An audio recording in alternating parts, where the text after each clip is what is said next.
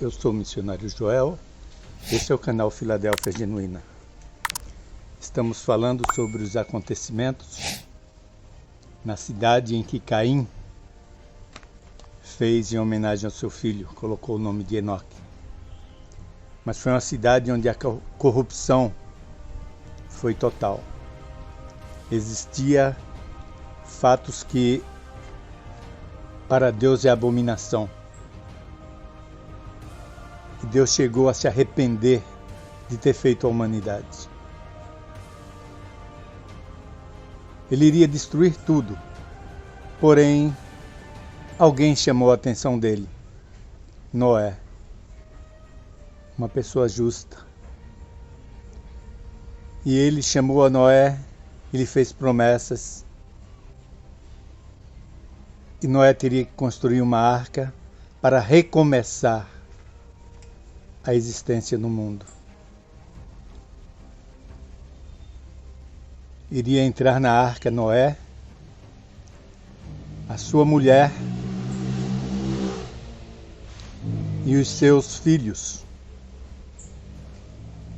Para tanto, Deus deu todas as medidas, tudo como deveria ser feito, e fielmente foi feito e terminada essa arca.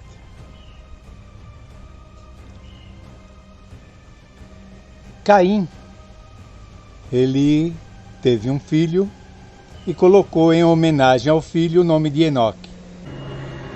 Esta cidade ficou sendo conhecida como uma cidade onde não havia lei. Deus, ele sempre deu livre-arbítrio, tanto lá no céu como aqui na terra. Mas ele sempre teve a sua lei. Pois onde não há lei, não há pecado. Mas onde não há lei, não existe Deus. O livre-arbítrio tem limites. Limites e responsabilidades. Quando você ultrapassa o limite do tolerável, a justiça divina dita a norma. Um dos líderes de Lúcifer naquela cidade era um personagem chamado Zene. Falava abertamente: aqui é proibido proibir. E aí vinha todo tipo de excessos, possíveis e imagináveis. Existia uma rua vermelha, que era o berço da prostituição. E quando Noé foi expulso da cidade, as aves se dirigiram para a arca. Noé volta à cidade para pegar seu filho. O encontra e o conduz de volta à arca, junto com a sua namorada Tali.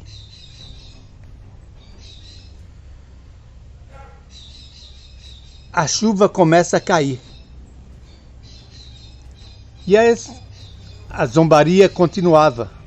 As gargalhadas ironicamente falavam: essa chuvinha é que vai parar nós?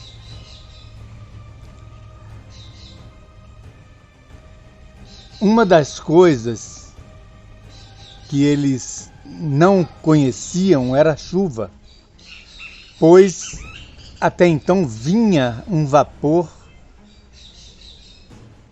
vindo do subsolo da terra. Na novela, foi-se mostrado alguma chuva lá no Éden, não é? Porém, sem críticas. A Bíblia não narra, mas se enquadrou com a história. Porque era um lar feliz, era um lar onde eles tinham o privilégio que depois os descendentes deles não tiveram. Como sabemos, Caim matou Abel. E Abel também era uma pessoa justa. Porém, irmãos, quando a arca foi fechada, para a própria surpresa de Noé, a Bíblia, a novela não contou, mas a Bíblia narra o fato que um anjo fechou a arca. E a partir de então, as pessoas que estavam gargalhando, né, ao começarem a ver a mudança do tempo, ver como começavam a vir grossas nuvens que eles jamais tinham imaginado, alguns começam a temer. O próprio Zene ficou um pouco de tempo pensativo, começando a lembrar das pregações que Noé, em 120 anos, havia falado para todos. E em troca recebendo só zombarias, gargalhadas, velho doido, velho louco. Mas a chuva começa a cair e a engrossar. Enquanto os animais entravam na arca e a porta era fechada pelo próprio anjo, narração da Bíblia. Então, irmãos, começaram a haver uma revolta através desse personagem Zene, que queriam tomar a arca. Chegou a dizer: vamos matar Noé, tomar a arca. Sinceramente, ele não sabia que ele estava lutando contra Deus, o que é um mau negócio. Começa a cair chuva forte. Aí nós devemos nos lembrar do segundo dia da criação do mundo. De onde vem tanta água? Aqui tudo era água antes, mas Deus faz um firmamento e põe água sob o firmamento, sob a terra, nas profundezas e também na superfície da terra. A Bíblia fala que as fontes das águas se abriram. Irmãos, não tinha como sobreviver fora da arca. E havia pedidos angustiantes para que fosse aberto a porta da arca. Mesmo Noé querendo, ele não poderia abrir.